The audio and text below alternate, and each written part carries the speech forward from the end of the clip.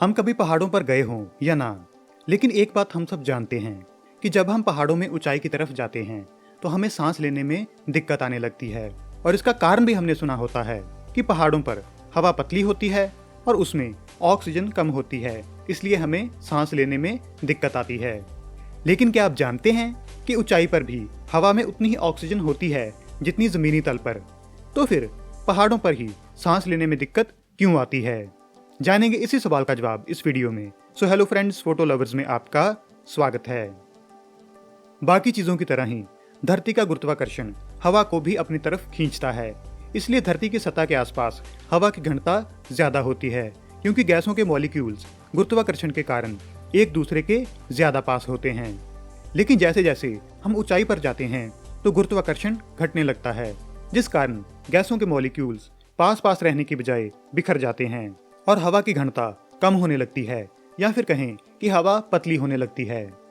Millibar हवा या वातावरण के दबाव को मापने की एक इकाई है और समुद्री सतह पर वातावरण का दबाव अंदाजन 1013 मिलीबार है। लेकिन जैसे जैसे हम ऊंचाई पर जाते हैं तो ये दबाव घटने लगता है। जैसे माउंट एवरेस्ट की चोटी 29,032 फीट ऊंची है और वहां पर यह दबाव केवल 265 मिलीबार ही रह जाता है, जो समुद्री सतह से केवल 1/4 है। तो मतलब अगर जमीन के पास वाली हवा में 78% नाइट्रोजन और 21% ऑक्सीजन है, तो पहाड़ों की ऊंचाई वाली हवा में भी ये 78 और 21% ही है। लेकिन वातावरण के कम दबाव के कारण इसके मॉलिक्यूल्स उतने पास नहीं होते जितने कि जमीन के तल पर होते हैं।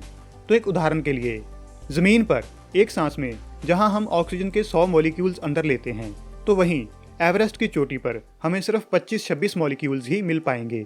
इसीलिए हम ऑक्सीजन की कमी महसूस करेंगे और इसी कमी के कारण इंसान की मौत भी हो सकती है। एवरेस्ट तो चलिए सबसे ऊंचा पहाड़ है, लेकिन बाकी पहाड़ों पर भी उनकी ऊंचाई के हिसाब से ऑक्सीजन की घनता कम होती है, जिस कारण हम वहां सांस लेने में दिक्कत महसूस करते हैं।